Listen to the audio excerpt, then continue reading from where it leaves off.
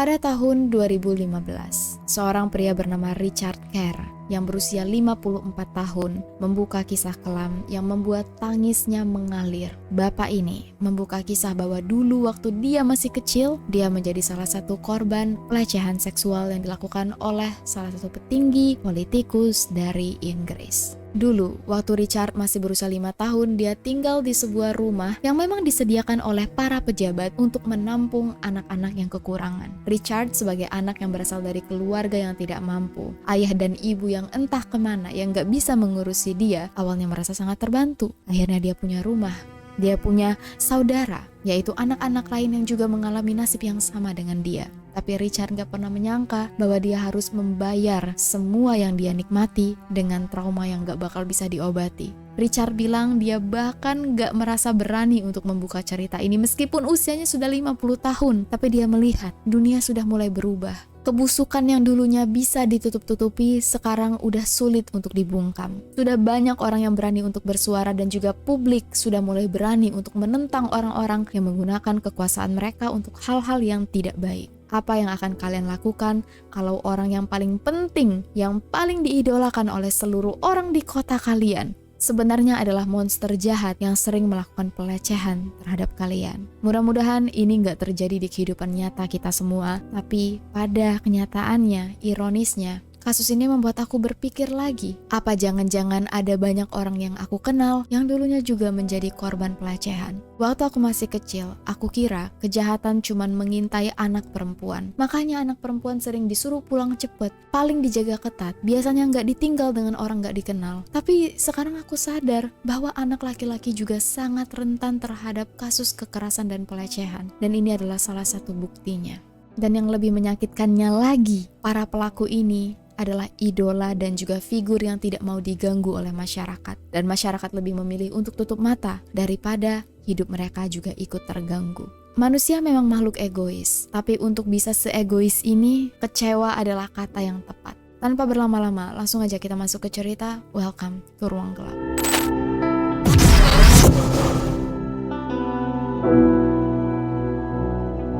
Dari Richard kita tahu, sekitar tahun 1973, ada banyak banget rumah-rumah yang dijadikan tempat untuk mengumpulkan anak-anak terlantar yang akan dijual dan diperdagangkan secara seksual. Dan para operator atas yang melakukan semua ini adalah orang-orang yang memiliki kuasa, mulai dari politikus, agen intelijen, serta kepolisian. Kalau kita kira orang yang menyukai anak-anak jumlahnya sedikit, saat aku baca kasus ini aku sangat prihatin karena kelainan ini rupanya cukup menyebar di banyak orang. Anak-anak kecil yang diancam berkali-kali berusaha untuk melakukan pemberontakan. Mereka mulai melapor ke orang-orang sekitar yang mereka percayai. Tapi banyak di antara mereka yang ujung-ujungnya menyuruh anak-anak ini untuk diam. Daripada hidup kalian dalam bahaya, sebaiknya kalian jangan cerita ke siapa-siapa. Ada orang-orang baik yang berusaha untuk menyuarakan kebenaran, tapi laporan-laporan mereka juga nggak digubris. Anak-anak yang tadinya melapor, tiba-tiba hilang, tiba-tiba bungkam, pura-pura nggak tahu. Dan kali ini kita akan membahas apa yang terjadi di dunia politik Inggris di tahun 1960-an. Aku nggak punya banyak informasi dan pengetahuan tentang dunia politik. Jadi kalau misalnya ada kesalahan di sini, aku mohon maaf. Kesalahan penyebutan maksudnya, apalagi sistem pemerintahan di sana beda dengan sistem pemerintahan kita. Tapi semua informasi kita di video kali ini berasal dari buku yang berjudul Smile for the Camera: The Double Life of Cyril Smith. Ya. Kita akan berbicara tentang satu politikus besar dari Inggris yang bernama Cyril Smith. Dia adalah mitologi dalam dunia politik. Kalau biasanya politikus mendapat banyak tentangan dari rakyat, punya banyak skandal, Cyril Smith nggak kayak gitu. Cyril Smith mungkin bisa dibilang salah satu pelopor belusukan. Memang orang yang sangat cerdas. Dia bisa membangun image publik yang sangat bagus. Rakyat cuma tahu yang bagus-bagus aja, tapi di belakang dia punya kehidupan lain yang sangat gelap. Orang yang sebenarnya nggak pantas untuk duduk di kursi perwakilan rakyat. So, siapa itu Cyril Smith? Cyril Richard Smith, atau yang biasa dikenal dengan nama Cyril Smith, lahir pada tanggal 28 Juni 1928 saat Inggris sedang dalam masa depresi. Semua ekonomi luluh lantah. Perang Dunia Kedua baru aja selesai. Ada banyak banget pergolakan di masyarakat, dan yang paling utama adalah kemiskinan. Cyril adalah salah satu anak yang juga terperangkap dalam kemiskinan. Cyril lahir dari ibu yang bernama Eva.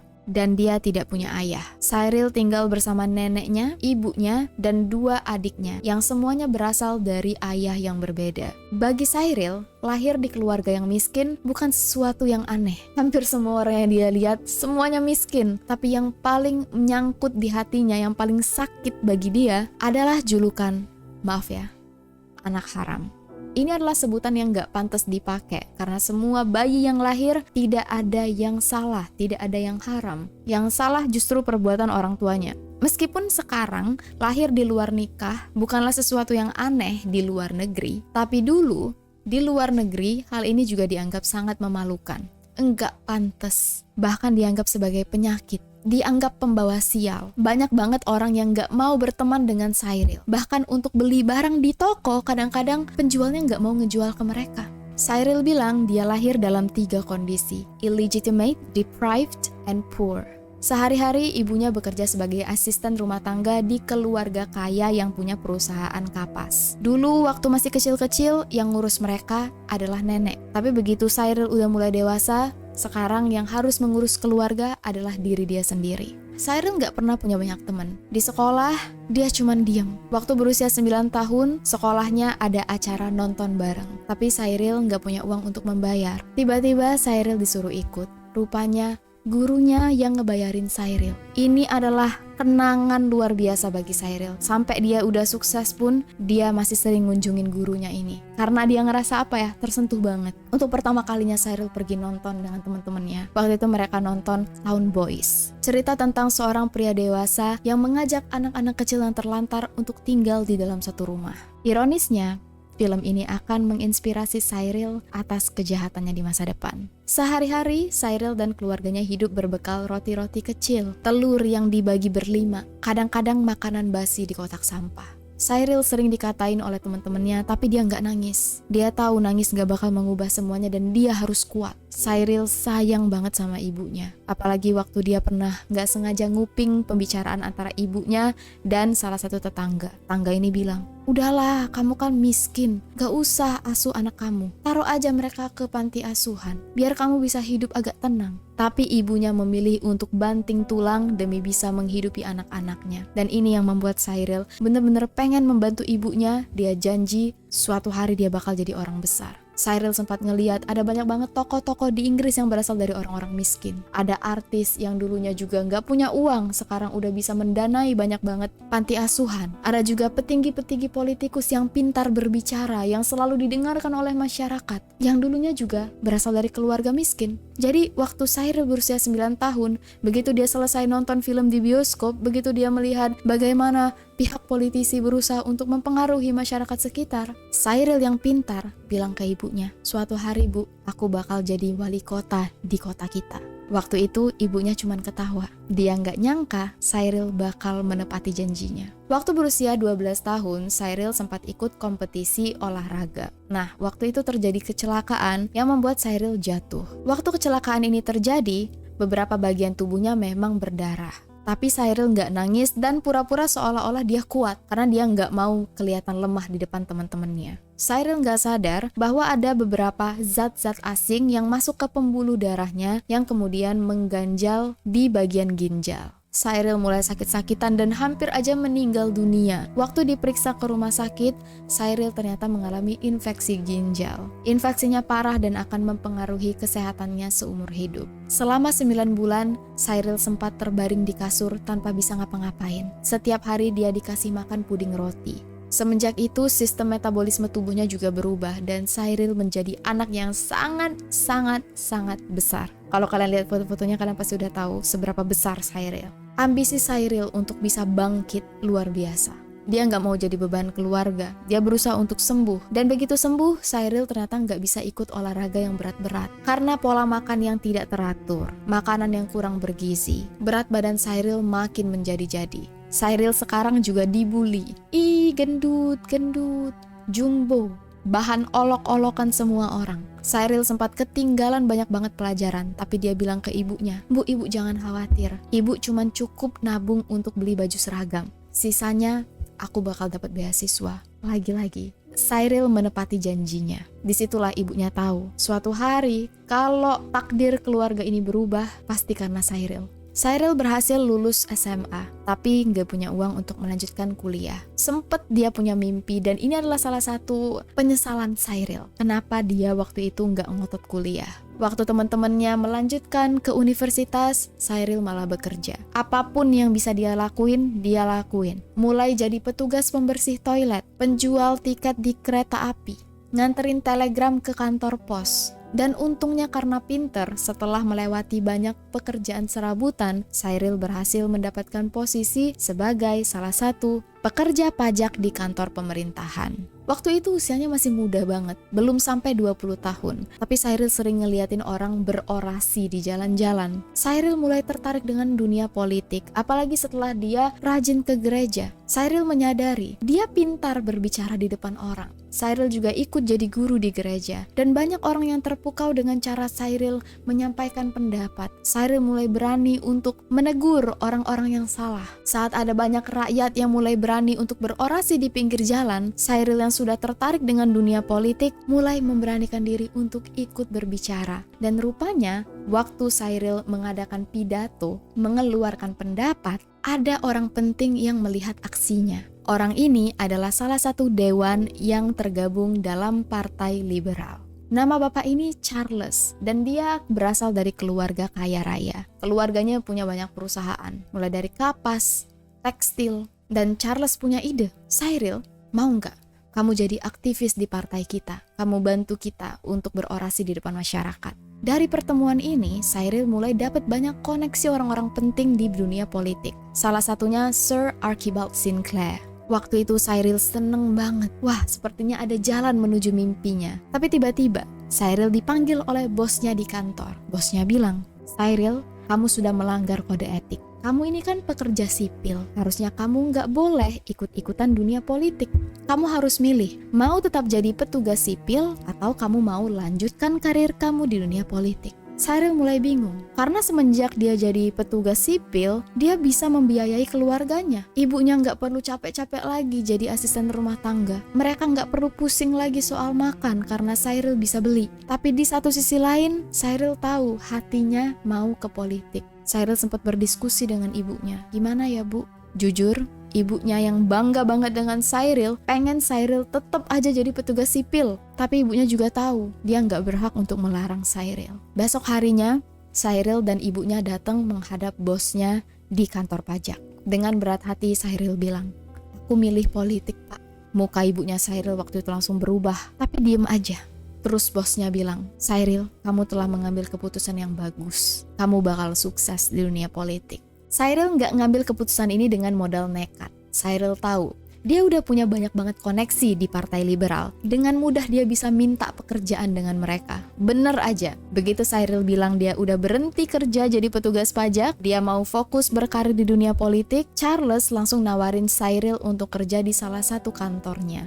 Dan untuk pertama kalinya, Cyril merasa dia bebas. Koneksinya banyak, politiknya jalan, kerjaannya juga bagus. Cyril sejak dulu nggak pernah deket sama wanita. Dia terlalu insecure untuk bisa temenan dengan orang lain, apalagi deket dengan cewek. Dan waktu Cyril kerja di kantor yang baru, semua anggotanya wanita. Tiap hari Cyril ngerasa deg-degan. Dia nggak pernah berani ngedeketin satupun wanita ini karena dia tahu pasti ditolak.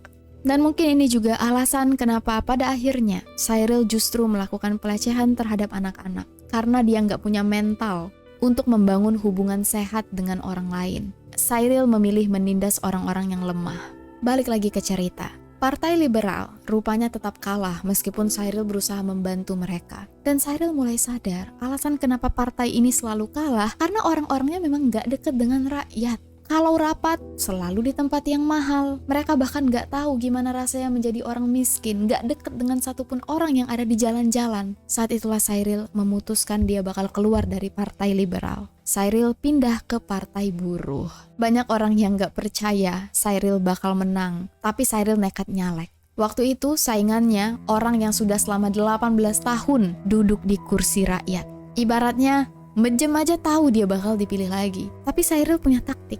Sebelum mencalonkan namanya untuk dipilih, Cyril mendekati semua orang yang bisa dia dekati. Jumlah warga di kota itu sekitar 5.000 orang dan Cyril berusaha keras untuk mengenal satu persatu orang ini. Bayangin, Setiap pagi Cyril keluar, dia bakal ngetok satu persatu rumah, kenalan dengan satu persatu orang. Dan dalam 6 bulan, Cyril kenal hampir semua orang di kota itu. Kalau misalnya dia ketemu dengan Ben, dia bakal cerita, oh ya, paman kamu si Adi, itu gimana kabarnya? Ibaratnya Cyril tuh tahu urusan semua orang, tahu siapa keluarga siapa, dan dia inget semuanya.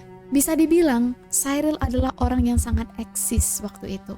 Dan waktu menjelang pemilu, Cyril membuat taktik. Dia nulis surat bahwa dia pengen jadi caleg.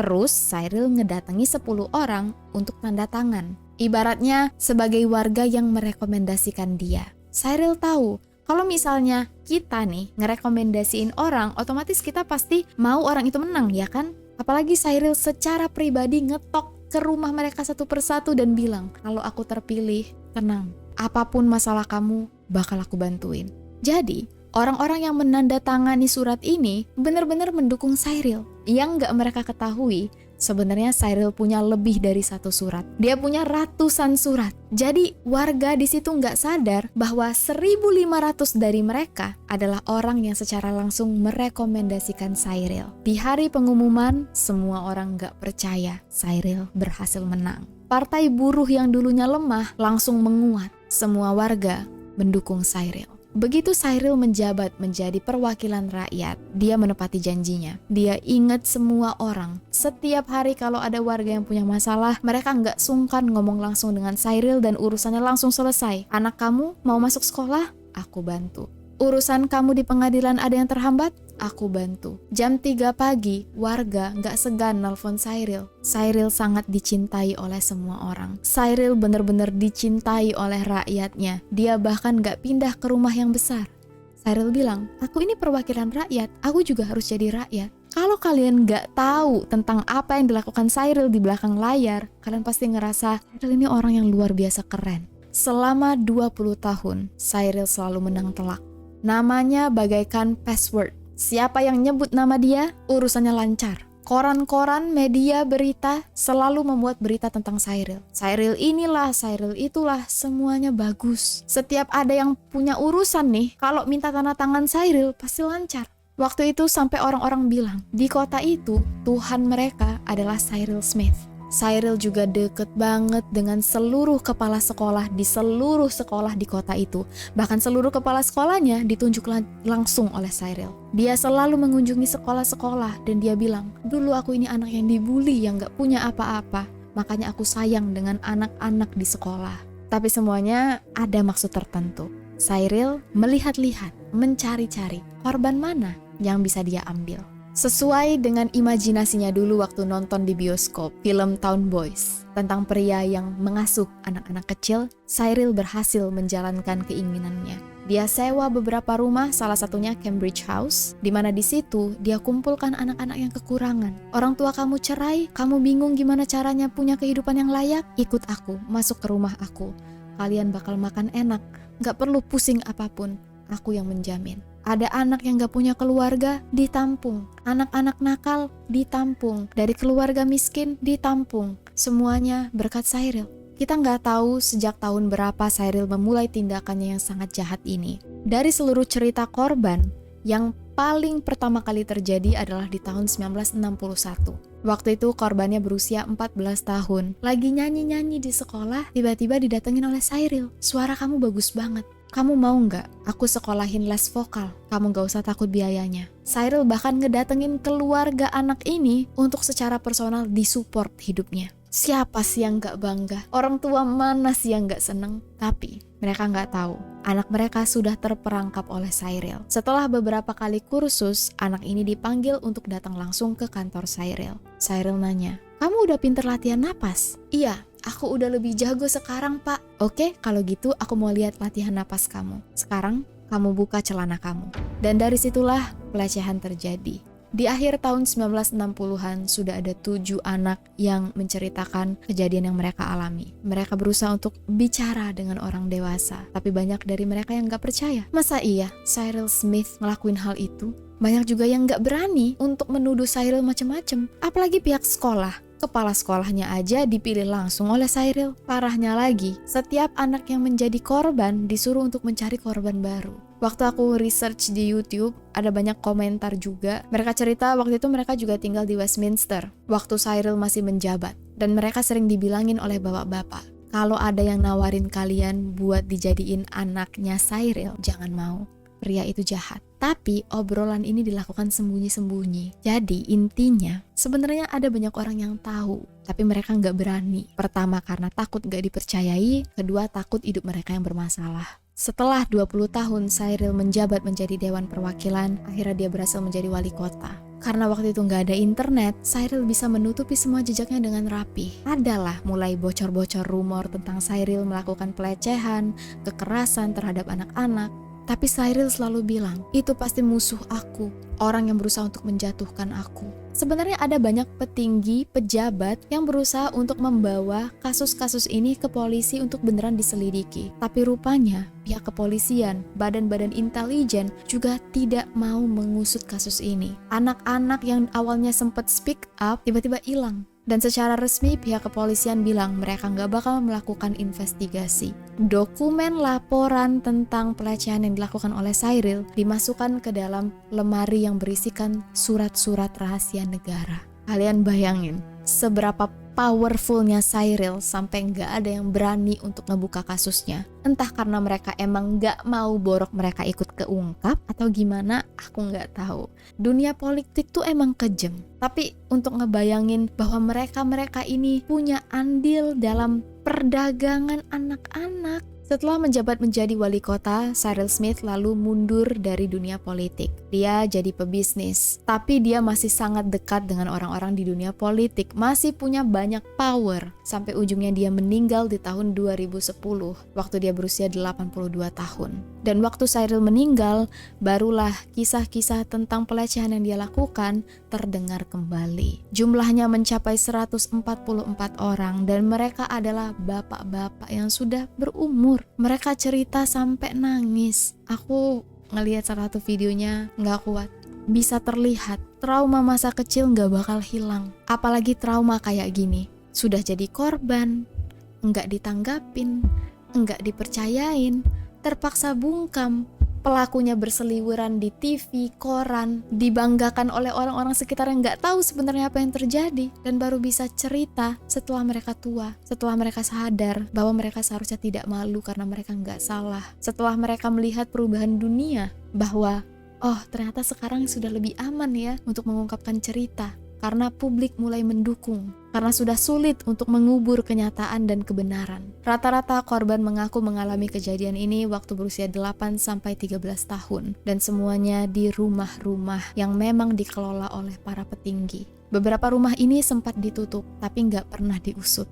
Mau diusut pun orangnya juga udah di dalam tanah. Alasan kenapa kasus ini kemudian berusaha untuk diberitakan ke orang-orang supaya tidak terjadi lagi abuse of powers, supaya para petinggi yang punya kekuatan enggak lagi menekan orang-orang lemah, dan juga sebagai pengingat buat kita semua bahwa dunia udah berubah. Dan ini juga tugas kita sebagai warga, sebagai manusia, untuk nggak menutup mata saat melihat ada sesuatu yang salah. Cyril Smith memang dulu bisa melakukan hal ini, tapi sekarang aku yakin kita semua nggak bakal tinggal diam. Sekarang sudah ada yang namanya viral, the power of netizen, dan mudah-mudahan kita terlindung dari pemimpin-pemimpin yang jahat seperti ini. Kalian juga pasti tahu ada banyak konspirasi tentang para petinggi seperti Pizzagate, Illuminati yang katanya masih beroperasi sampai sekarang. Bahwa dunia ini dikendalikan oleh beberapa keluarga kaya raya. Entah benar atau enggak, tapi Cyril Smith membuktikannya. Sampai di sini dulu cerita kita pada kali ini. Lebih dan kurang aku mohon maaf.